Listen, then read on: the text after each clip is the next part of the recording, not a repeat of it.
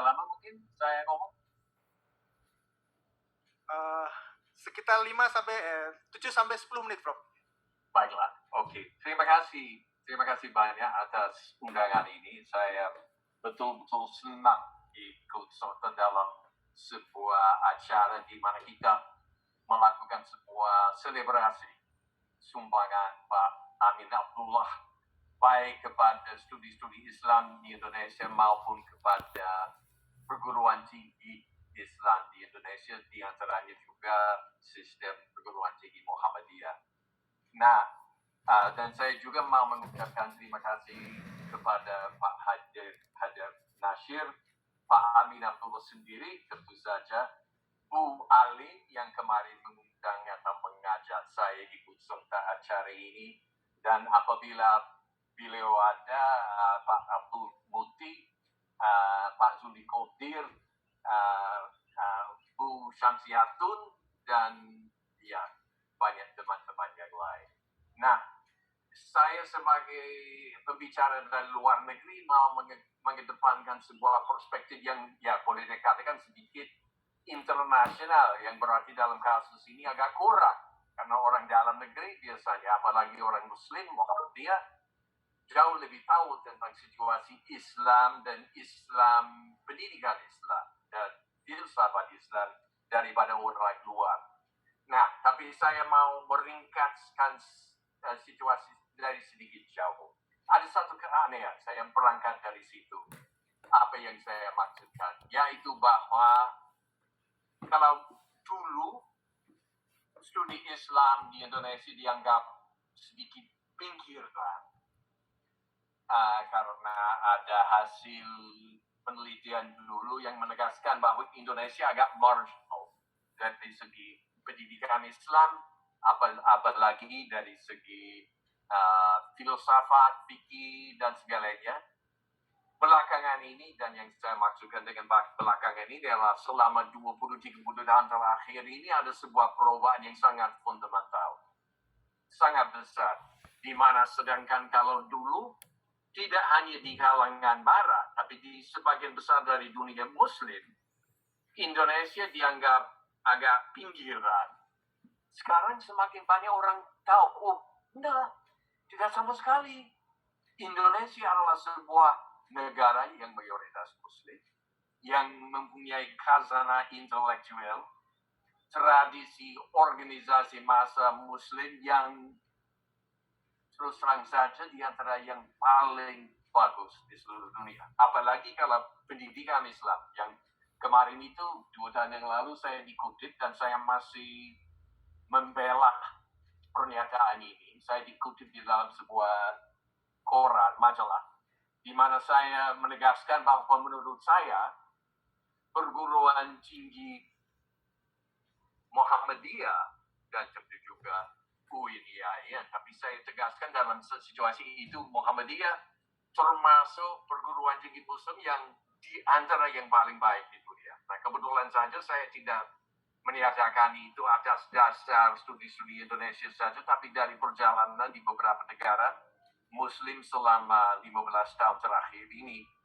Dan kesan saya adalah bahwa perguruan tinggi UIN, dan perguruan tinggi Muhammadiyah memang luar biasa, exceptional. Nah, salah satu, jadi tidak seperti yang dibayangkan kemarin dulu, yaitu bahwa Indonesia adalah negara Muslim yang walaupun mayoritas Muslim agak pinggiran, bahkan kadang-kadang disebut sinkretis, menjalankan sebuah Islam yang sebetulnya kurang benar, kurang sejati, dan segalanya. Nah, sebagian dari kesan itu disampaikan oleh studi-studi sarjana barat, antara lain Clifford Geertz dan Hildur Geertz yang saya kenal dan saya kagumi, tapi yang menurut saya keliru tentang situasi Indonesia. Tapi yang lebih aneh lagi adalah bahwa sebagian dari, karena saya banyak bergaul dengan cendekiawan Muslim di negara-negara yang lain, ada sebagian yang juga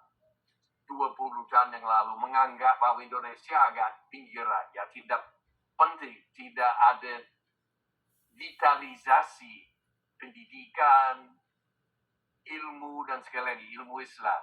Nah, yang saya sempat amat belakangan ini, yaitu selama 15 tahun terakhir ini, adalah sebuah perubahan mendasar di mana di luar negeri, baik di negara-negara barat di mana Islamic Studies diselenggarakan maupun di negara-negara yang minoritas Muslim, di antaranya Turki, Mesir, Maroko, ada sebuah pengakuan bahwa Indonesia sebetulnya kualitas cendekiawan Muslim di Indonesia sebetulnya tidak kalah.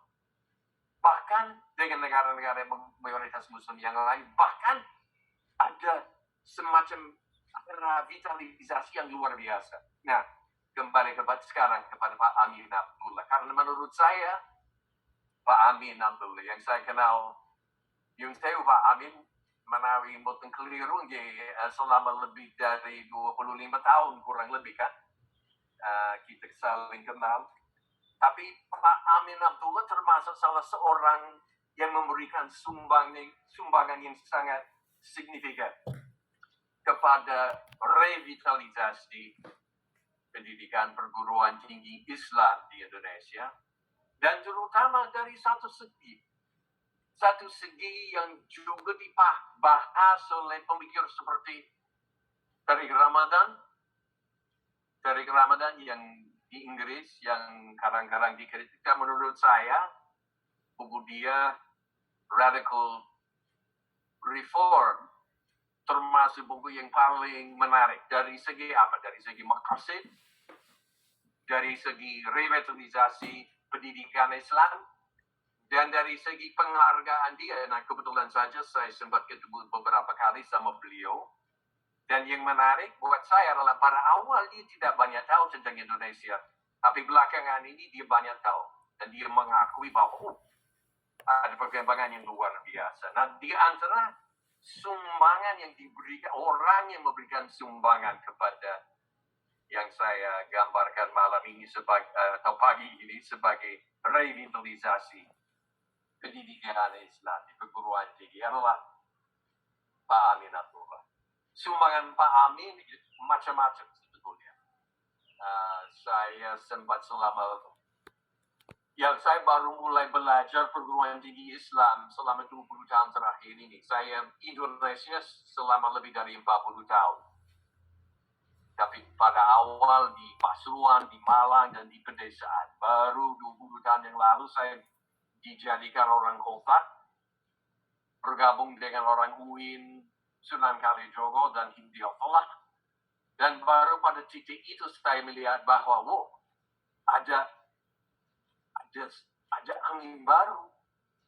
Dan ada orang yang memberikan sumbangan yang sedemikian signifikan. Dan di antaranya Pak Amin Abdullah.